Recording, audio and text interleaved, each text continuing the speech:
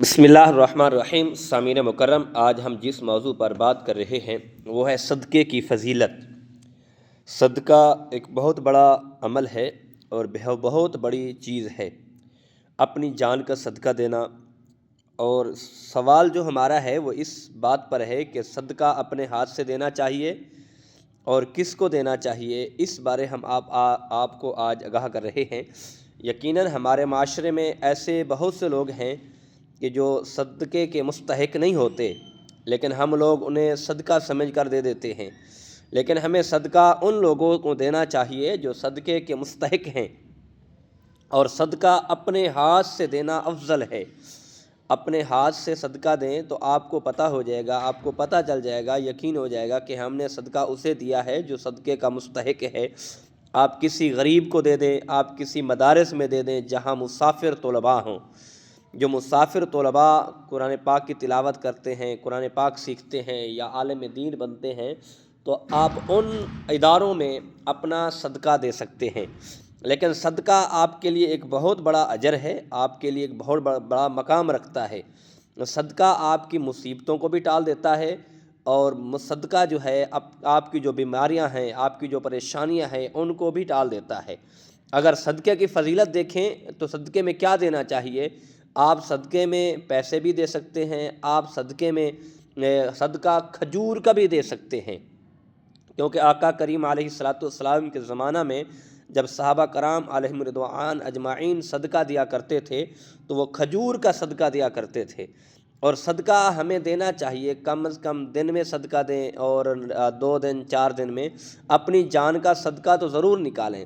اور یہاں بھی میرے کریم آقا علیہ الصلاۃ والسلام نے فرمایا ہے کہ اپنی اولاد پر، اپنے گھر والوں پر خرچ کرنا بھی ایک صدقہ ہے۔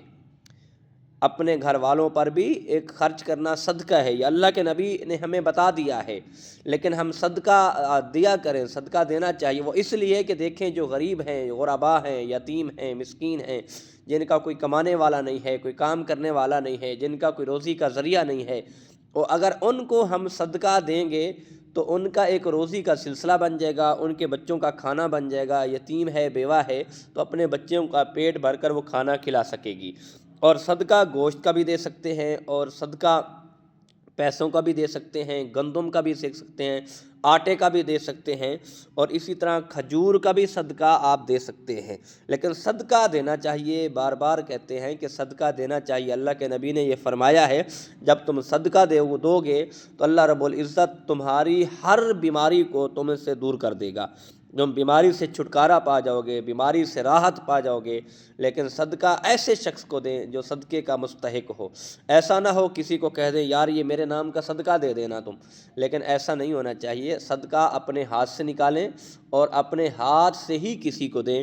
جو اپنے ہاتھ سے دیں گے یقیناً اس کا ایک اپنا مزہ ہے، اور اس کا ایک اپنا وزن ہے، اس کا ایک اپنی شان ہے۔ اپنے ہاتھ سے صدقہ دینے سے بہت بڑا آپ کو اجر بھی ملے گا، اور اس کی بہت بڑی فضیلت بھی ہے۔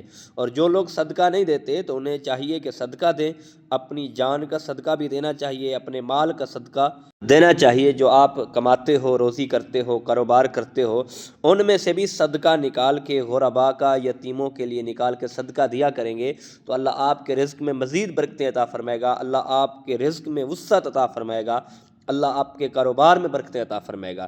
لیکن اللہ کے نام پہ خرچ تو کریں نا، اللہ دے رہا ہے تو اللہ کے نام پہ خرچ کریں۔ یتیموں کا وہاں سے حصہ نکالیں، مسکینوں کا حصہ نکالیں، غرباء کا حصہ نکالیں، جو بچے ہیں یہ غریب ہیں ان کا حصہ نکالیں، تو اللہ آپ پاک اس کا آپ کو بہت بڑا اجر بھی دے گا اور آپ کے رزق میں برکت بھی عطا فرمائے گا۔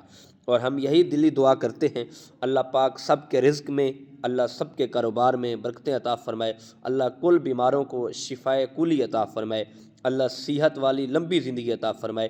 وما توفیقی الا باللہ۔